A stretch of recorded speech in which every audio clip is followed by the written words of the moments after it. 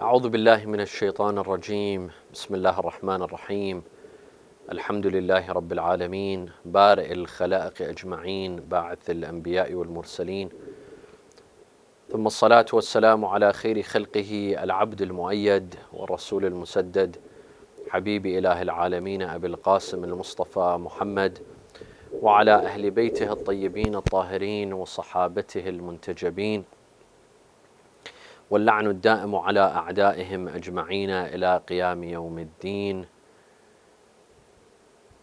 السلام عليك يا أبا عبد الله وعلى الأرواح التي حلت بفنائك وأناخت برحلك.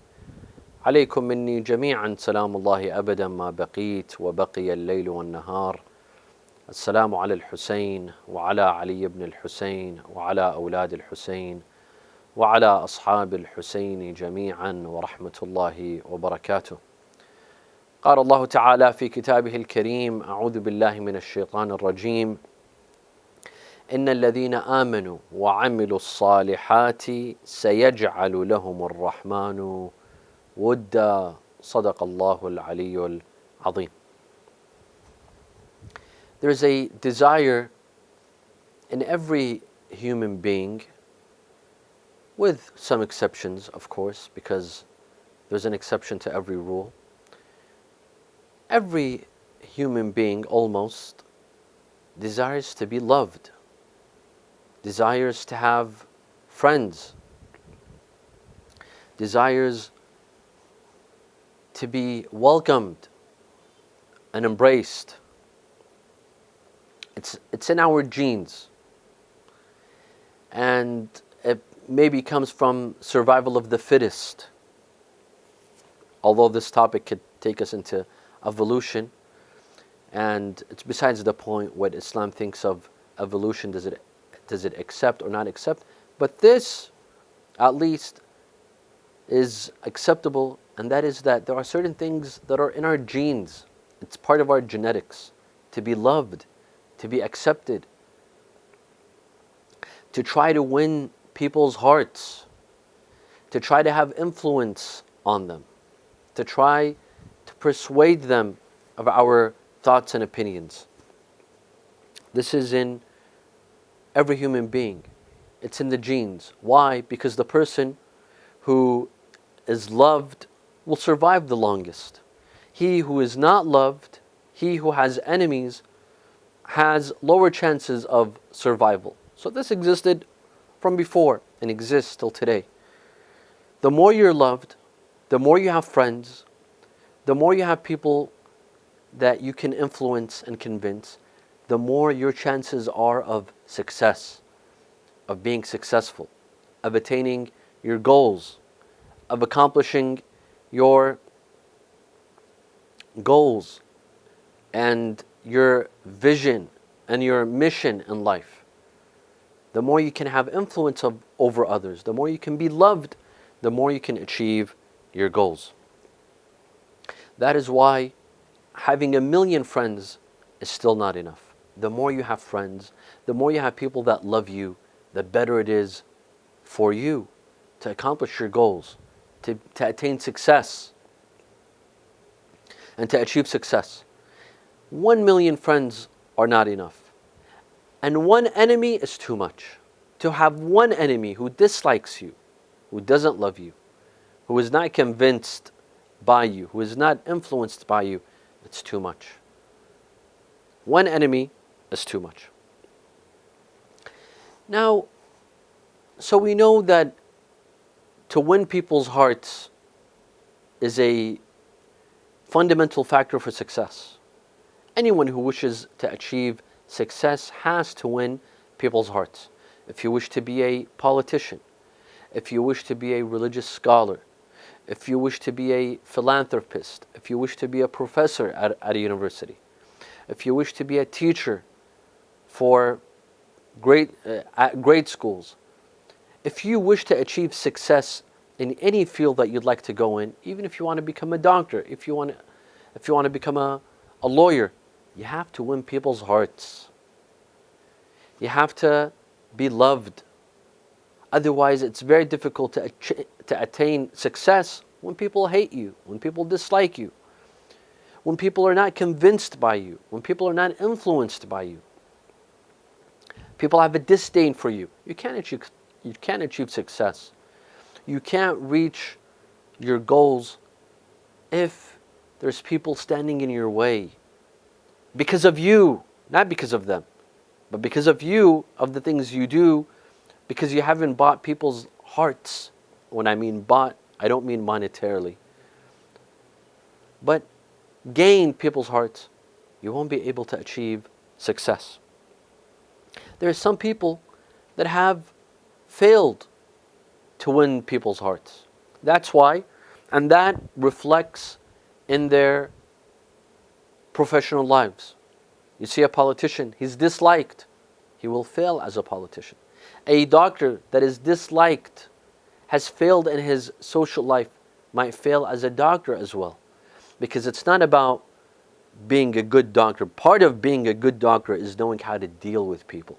It's not just being in a surgery room, in an operation room, and performing a surgery. It's how to attract customers, how to attract patients to come to your office. Same goes with a lawyer. You might be the best lawyer in that you know the law very well, but you might not have clients. You might not have customers that you can defend in a courtroom. Why? Because you haven't won people's hearts. You haven't been able to influence people. You haven't been able to be liked by people.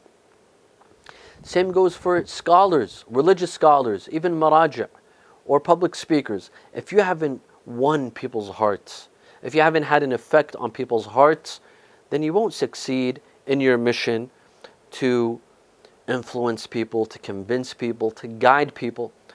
Thus, to be loved is not a selfish cause. It's a way for you to be successful. It's a way for you to accomplish your goals, even the divine goals that you might have, even the goals that satisfy Allah Azza wa Jal. In order to achieve that sort of success and to fulfill those goals, you have to win people's hearts. Prophets could not have been successful in their endeavors if they had not won people's hearts. The Imams of Ahlul Bayt, they could not have been successful lest they had won people's hearts, and they did. Look at the people that love the Ahlul Bayt. Look at the people that love prophets.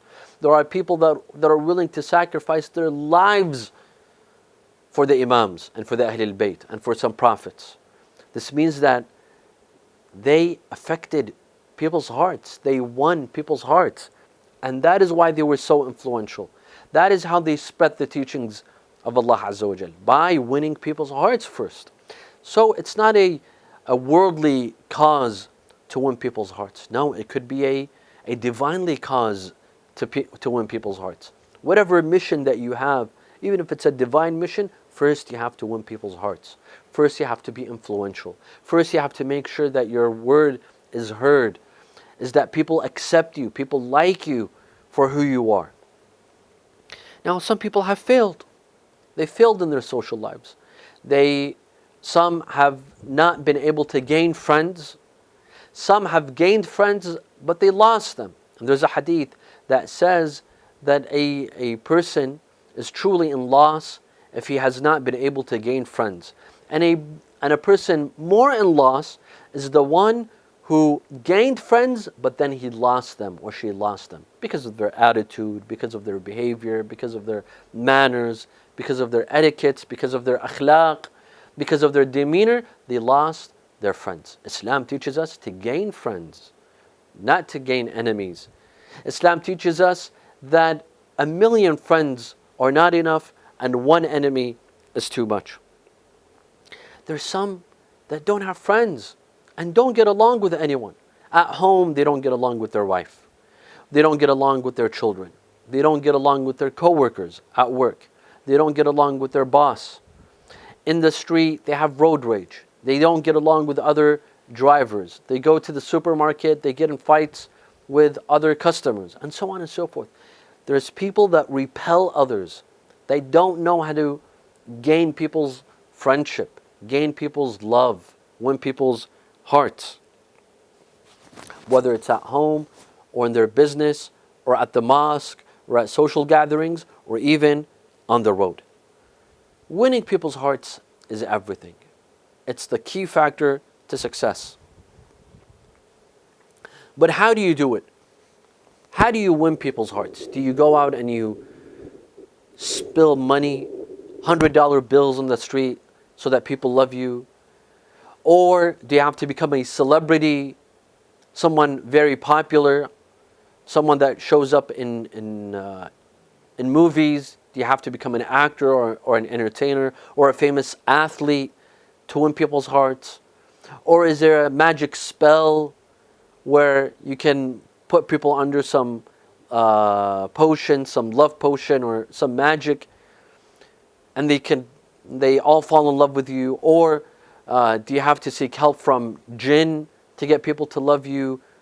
What is it that you could do? Or is there a special dua that we can recite to gain people's love and win people's hearts and to be influential? My dear friends, it's none of the above. You don't need to spend money to gain people's hearts and win people's hearts and get people to love you. It's not about being popular or being a famous athlete or being a famous actor.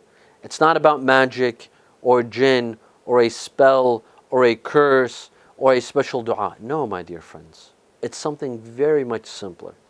It's something simple. It doesn't require fame.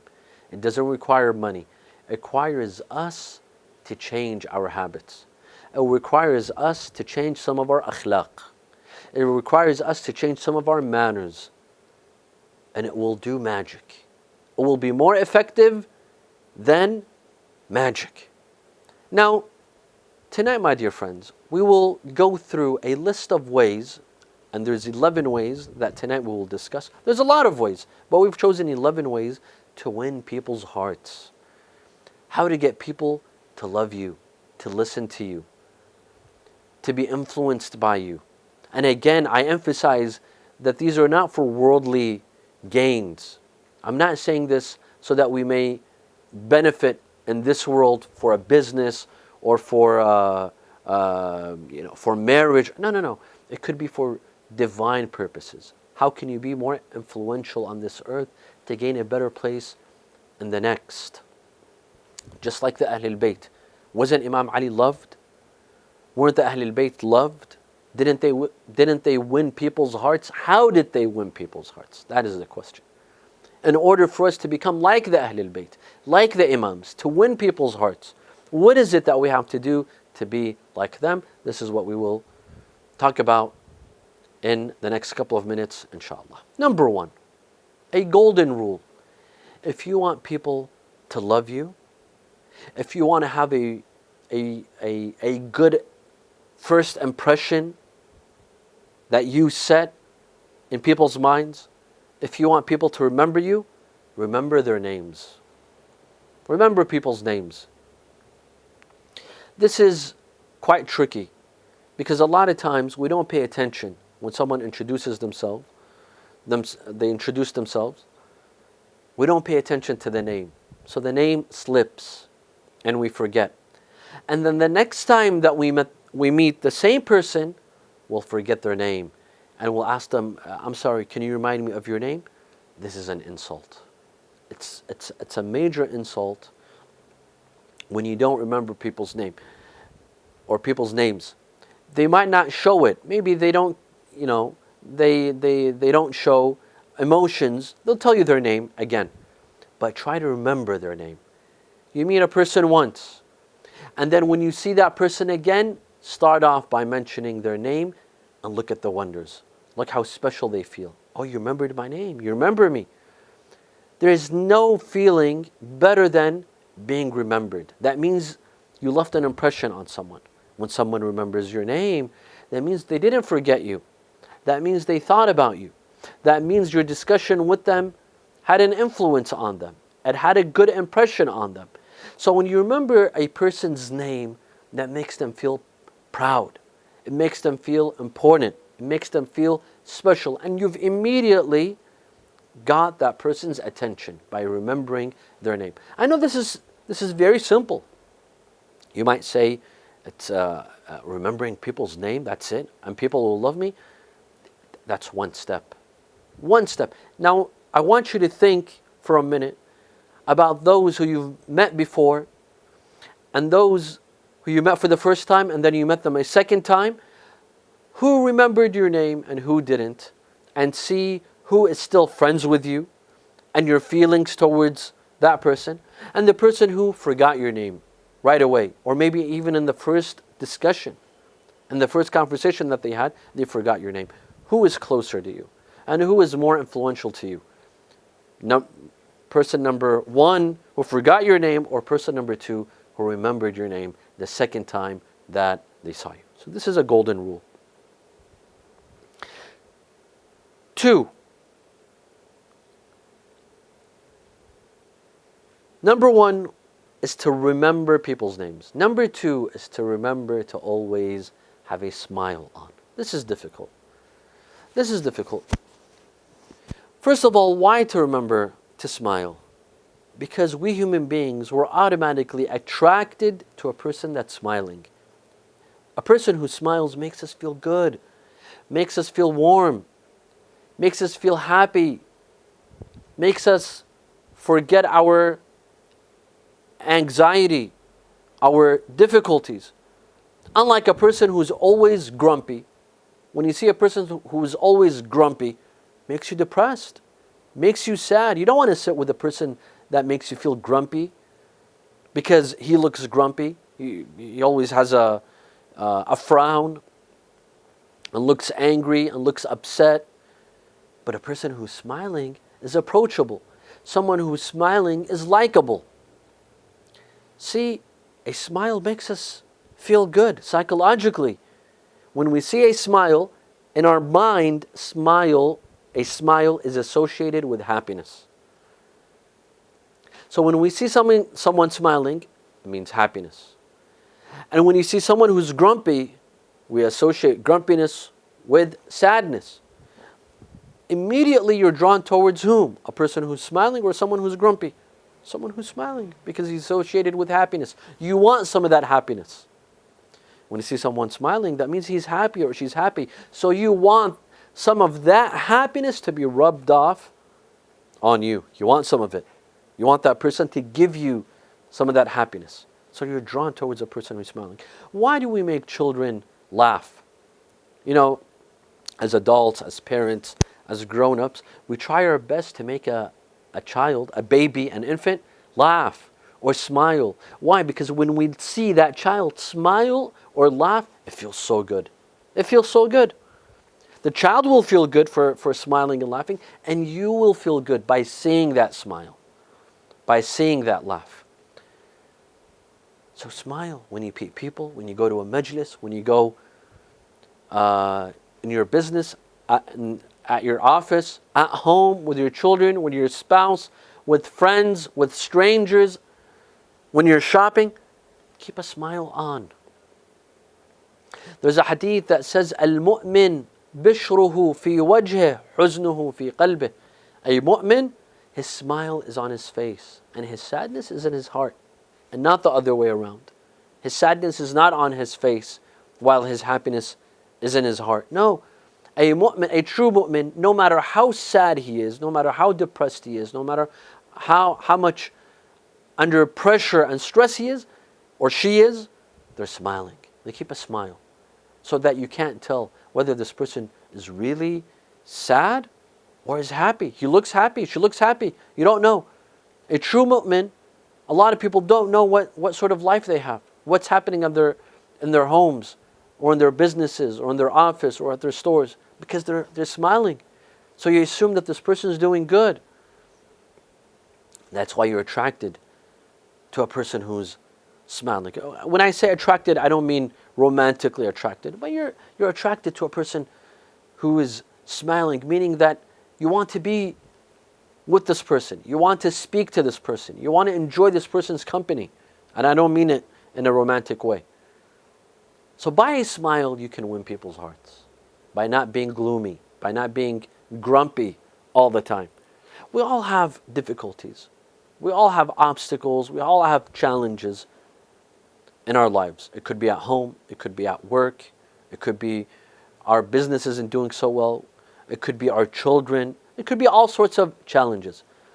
But the real challenge is to keep a smile on your face despite all of those challenges. This is the biggest challenge.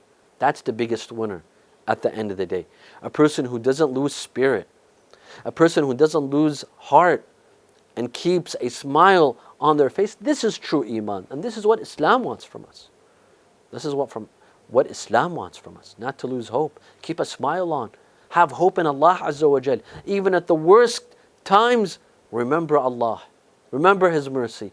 Put that smile on and good will come to you. A third rule. How to win people's hearts. Talk less, listen more. This is very difficult. Why? Because we human beings, we like to talk, and listening could be difficult at times. Sometimes we're not bothered to listen. We're not in the mood to listen. We want to talk. We want to do the talking. Talking is easy. Listening is hard. And it's the people that listen to us is the people that we love the most. Think about your friends. Who are your closest friends? Who are your best friends? The closest to you. They're the ones that listen to you. When you want to pour your heart out to someone. When you don't want advice. You know what to do. You know what's the right thing to do. You have a problem. You're facing a dilemma. And you know the problem and the solution. You don't want someone to give you the solution. You want someone to listen to you. Someone to hear you out. Someone to give you their ear and give you their emotions. Someone to give you their time just to hear you talk. How important is this? I'm sure that when you review your friends, you will see that you are closer to the friends that listen to you and not the ones that do the talking the most, but the ones that do the listening the most. You confide in them. You share your secrets with them. You feel closest the most to them. And when they're gone, you miss them the most. We love people that listen to us. So let's try this. Talk less and listen more. You don't need to offer advice. You don't need to offer suggestions. Some people, they know what to do. They already know the right thing to do. But they just have a load on their heart. There's something on their chest that they want to get rid of. They want to speak to someone. Be that someone. And see how you can win people's hearts. But you have to be genuine. You have to be genuine. It's not about acting. It's not about pretending. You have to be genuinely listening to someone. You give them your full attention. We live at a time, unfortunately to say, we have low attention spans. We don't give people our attentions. In the middle of a conversation, we start texting. We go on WhatsApp. We go on social media. In the middle of a conversation, 5 minutes through the conversation, and we're already bored. And we're already going through social media. And we get bored quickly from that device as well. From WhatsApp to Twitter to Facebook to Instagram. And we keep on switching. This is a time that we live in. We have short attention spans. Unfortunately, we're not bothered to listen attentively without disrupting the other side. We don't listen to our family members, let alone friends. A husband doesn't listen to his wife. A wife doesn't listen to her husband. Parents don't listen to their children. Children don't listen to their parents. Because of these devices, we have very short attention spans. The more you can give people your attention and your ears and you listen, the more you can win people's hearts. The Quran encourages us to listen. فَبَشِّرْ عِبَادْ الَّذِينَ يَسْتَمِعُونَ الْقَوْلَ فَيَتَّبِعُونَ أَحْسَنَهُ. Give glad tidings to my servants, those who listen to the word and follow the best of it. Those who listen. Those who don't close their ears. those who don't brush people away. No, those who listen and then they choose the best. And there's a hadith that tells us the wiser a person is, the less that person talks. The less the person talks. The wiser we become, we talk less, we listen more. It's part of wisdom. Those who talk more and more every day, they're losing in wisdom. The wiser we are, the less we talk, the more we listen. Now, another very important rule, rule number 4, in how to gain people's hearts and how to influence them, is to talk less about yourself, talk more about them. When you're in a conversation with a friend, with someone at the mosque, someone at work, try your best to talk less about yourself and to talk more about that person and see the results, see the wonders. We human beings, we're egotistical. We're self-centric. We like to talk about ourselves. So we go to work. How was your weekend? And we give a speech. We give a full speech. Well, it started off on Friday afternoon when I got back from work, and we give every single detail until Sunday night or until Monday morning when we woke up to come to work, and we forget to ask about that person's weekend. After that speech, we ask, I'm sorry, how was your weekend? And then time's already gone, you have to go back to work. We human beings, we love to talk about ourselves. Why? Because we love ourselves. And when you love something, you can't stop talking about something. Imagine if you love your car, you're always talking about your car, to your friends, to your spouse, to your children, right? Because we love ourselves so much that we can't stop talking about ourselves. With friends, with family members, with coworkers, we're always talking about what we like, what we want, what we did, what we ate, and so on and so forth. Instead, try talking about the other person. You meet your friend, your coworker, ask them, how was your weekend? Did you enjoy it? What did you do during the weekend? Is it something that you do? Would you consider doing it at another time? How do you feel about this? And I'm not saying that you go and interrogate people and you ask them 1,001 questions. No. But you learn to shift the topic from yourself to others. Now, review yourself and review your friends and see who are the friends that you enjoy talking to the most. Most likely it's those friends that allow you to talk about yourself, and they follow with you and they listen to you, and they too talk about you. They ask you about your relationship, about your marriage, about your work, about your school. And now think of friends that are continuously talking about themselves. You get bored of them. People don't like others that continuously talk about themselves, that are self-centric, that are egotistical. No one likes people like that. Talk about others, about their goals, about their missions, about their weekend, about their feelings, about what they need, what they want. Change the topic, and you will see how people will love you, how you can win people's hearts, how people will enjoy having conversations with you. People will look forward to having a discussion with you. But this is very important, and that is to be genuine about it. Don't talk about that person because you're trying to sell them something, or because you have an interior motive, or you have an interior goal. Be in the habit of talking less about yourself and more about the person you're talking with. Be genuine about it. When you ask them questions, show genuine interest. You have to be genuinely interested. You can't fake it. Because, those that are fake will be called out immediately. You can fake it once, but you can't fake it twice. You can't fake it in all discussions. People will know that there's an agenda, a hidden agenda. No, be genuinely interested in others. Show interest in them. Ask about them. Ask about their feelings. Ask about how they feel regarding this matter and listen attentively. Be a good listener and talk less about yourself, and you will see how people will be drawn to you, how you will fall into people's hearts, and how you will draw friends. And this will make you lovable.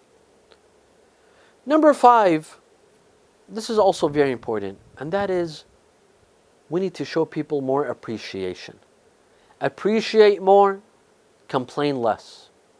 You know, a lot of times when we sit with a coworker or a friend, we complain.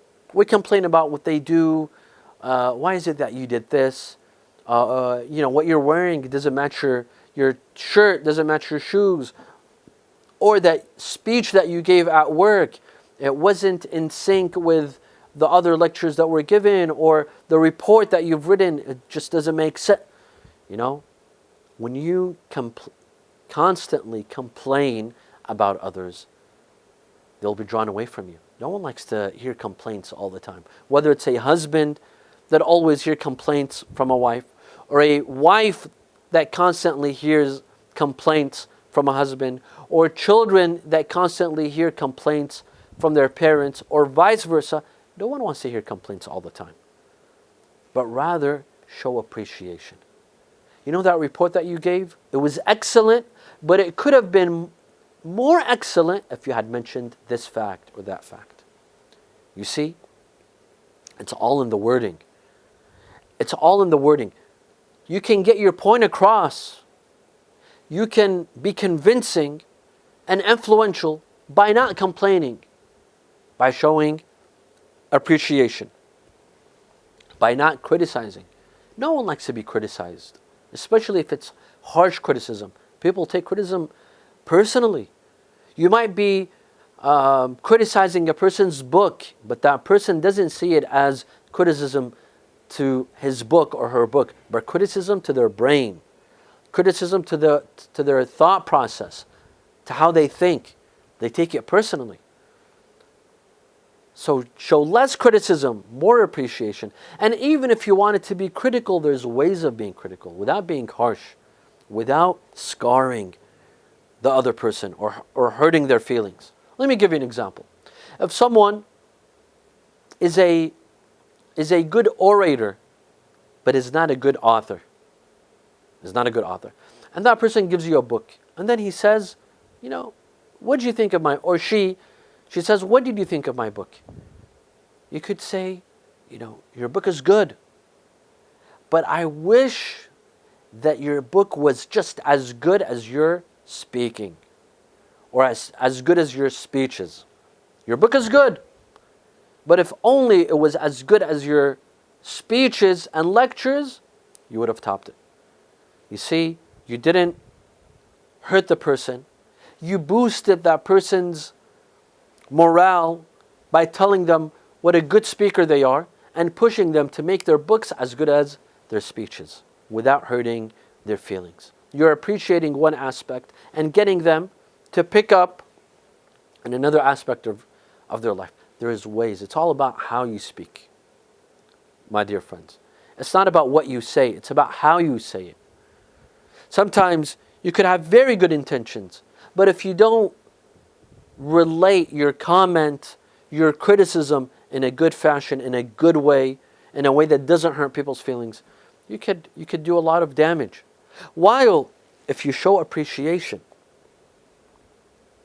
if you don't use harsh criticism, you can win people's hearts and you get people to love you.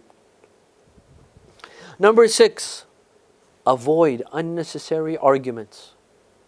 There are some people that argue over anything and everything. What's the weather today?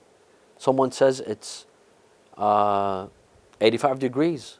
You say, no, it's 80 degrees. I checked, and you're wrong. You haven't checked the weather app, and I would know better than you. It's 80 degrees. That's nonsense. You fight over the weather. You fight over food. You fight over the simplest things, and people will be drawn away from you. You won't have friends. You won't have anyone that would sit with you. even your spouse, even your children, even your parents and siblings will run away from you. Avoid unnecessary arguments. You don't have to fight over the simplest things like sports, who won a game and why they won and what could have they done better, or fighting over a movie or a series or the TV or the news or politics. Some fight over politics, those that are bigger than them. Politics is bigger than us. Why would I destroy my relationship, my friendship with a friend, with a dear friend, over something that's bigger than me? And it won't make a difference. We're meeting over a coffee and we fight over politics. Why? Why would I do that? Does that make sense? Although we do it. We're all guilty of it. We fight over minor things and we lose friends, and at the end of the day, I say, well, why? Why doesn't anyone want to go out with me? Why, when I message people or call them, they don't return my phone calls? Because when you fight over the smallest things, no one likes a fighter. No one wants to have a friend that argues over everything. Number 7, every person is entitled to their opinion. You're entitled to your opinion, and others are entitled to their opinions. Respect people's opinions. It's okay to disagree. Not everyone is required to have your opinion. People can disagree with you. It's okay that people disagree with us, whether it's over politics, whether it's over religion, whether it's over the weather, whether it's over sports, whether it's over how to run the mosque or how to run the community center. It's okay to disagree. Each person is entitled to their opinion. We have to respect that opinion and appreciate that opinion. It's okay that my friend disagrees with me. Let me learn to respect that person's opinion. Unfortunately, a lot of times we don't respect people's opinions. We ridicule them. We belittle their opinions. Oh my God, that's ridiculous. You actually believe in this insane thought that has absolutely no proof and evidence? Why? Why be so harsh in belittling people's opinions? When you belittle a person's opinion, you're belittling their brains and minds. They take it personally. Respect everyone's opinions, even those who disagree with you. Respect people's opinions. Learn to appreciate other people's opinions. Learn to listen to other people's opinions. Maybe you'll learn something. Maybe you'll gain something. And I say this to myself as well. الَّذِينَ يَسْتَمِعُونَ الْقَوْلَ فَيَتَّبِعُونَ أَحْسَنَهُ. Those who listen to the word and they choose the best. Listen to other opinions. Don't be so opinionated that you judge people quickly. Have your opinion, but let others be. Let others have their opinions as well, and respect them for it. Just because a person who disagrees with you in an opinion, it doesn't mean that you should start a fight or an argument, and there should be animosity between you. This is very important. Number 8, humility. Humility. I can't emphasize on this enough. How humility is important. How people love those that are humble, and how people hate those that are arrogant. The way we talk, the way we sit, even our hand movements, even our facial expressions, it says a lot about whether we're humble or we're arrogant. How you move your hand when you speak, the way you speak to others, the way you sit on a chair or in a gathering, on a couch, it says a lot about you. No one likes people that are arrogant. No one. There's no one. You could be the richest person on earth. You could be the smartest person on earth. You could be the most religious person on earth. You pray, you give zakat, you go to Hajj, but you're arrogant. You're arrogant. You show arrogance. No one will respect you. The way we speak to others, if we speak condescendingly to others, no one will love us. But show humility and look at the results. Be humble genuinely, not to show. This is not theatrics. You're not putting a movie or a show. No, but to teach ourselves to be humble. Once we're humble, we're in the habit, we become in the habit of being humble and showing humility, khalas, it becomes a habit. It's no longer a show. I teach myself to be humble. The way I sit at a majlis, in a gathering, in a board meeting.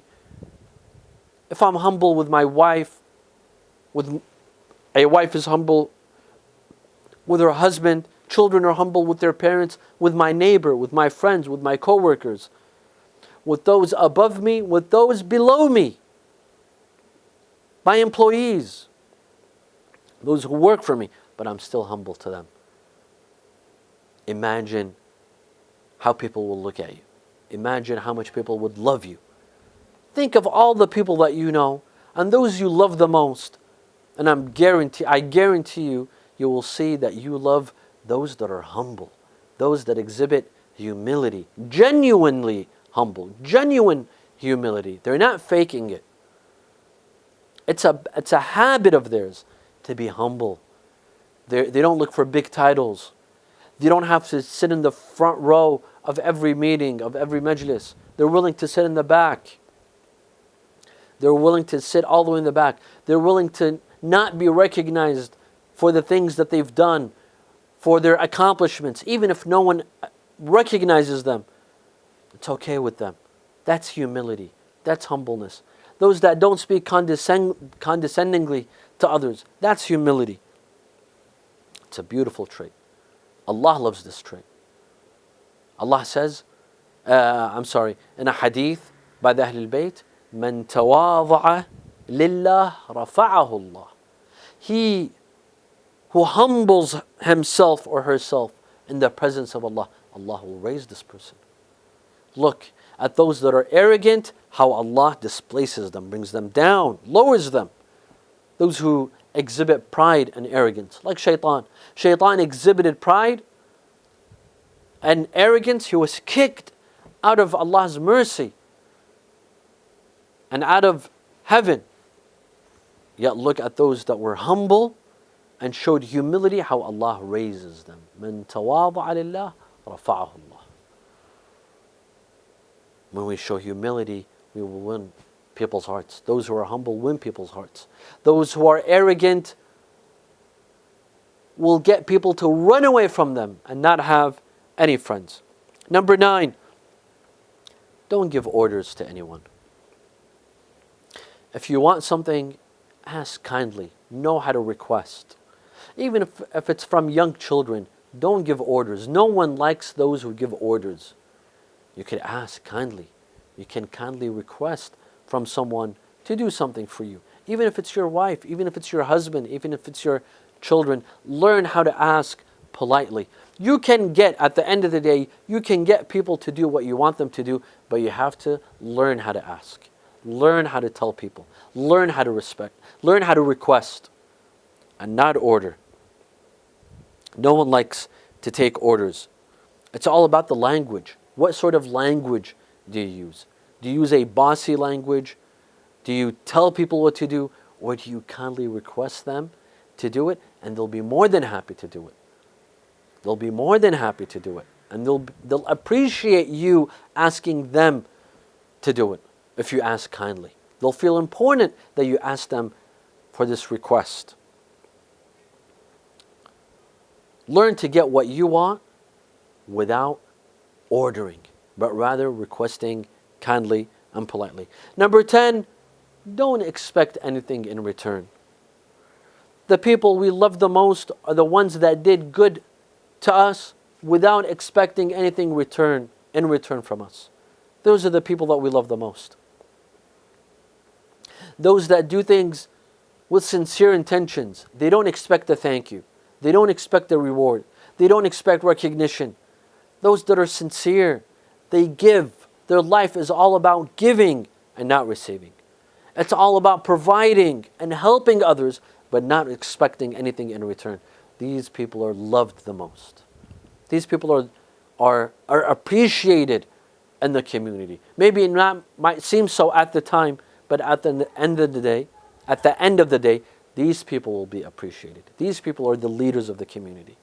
These people are the ones that are loved in the community. Those that live their whole life in giving and not receiving, not expecting anything in return. Just like the Ahlul Bayt salamullahi alayhim. Ahlul Bayt didn't expect anything in return for their services. Their life was about giving knowledge, giving wealth, giving money, giving guidance, and not asking anything in return. And the same thing goes for Rasulullah sallallahu alayhi wa. Their grandfather, Rasulullah, served this nation without asking anything in return. قُلْ لَا أَسْأَلُكُمْ عَلَيْهِ أَجْرًا إِلَّا الْمَوَدَّةَ فِي الْقُرْبَى. Say, I ask no reward from you other than to love my family members. And number 11, try to inspire and motivate as many people as you can. Inspire, motivate people, encourage them, find the good in people, and stress on that good. If you see someone who will make a good scholar or a good Hawza student, encourage them to do good, inspire them, motivate them. If you see someone who's smart in business, encourage them to do business, motivate them, push them to their limits, encourage them, and they will never forget this. We never forget those who inspire us and motivate us. I remember the person who pushed me to become, in the field of religion, to become a religious scholar.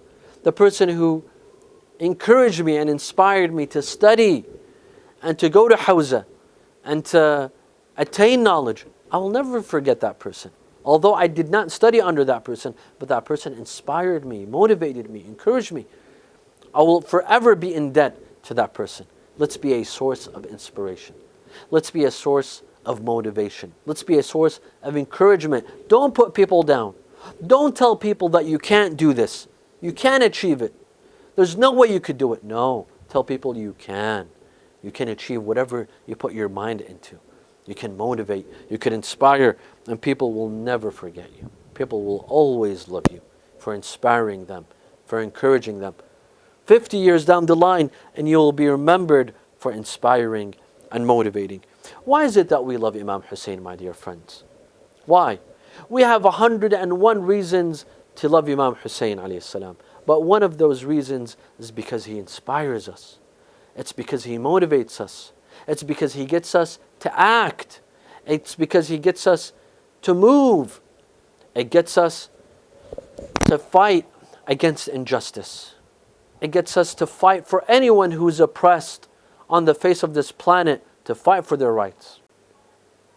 Imam Hussein inspires us to work for our faith, to work for our religion, to work for our school of thought, to try to spread the message of Ahlul Bayt and the message of the Quran and the message of Islam. This is why we love Imam Hussein. He inspires us, he motivates us, and he continues to do so.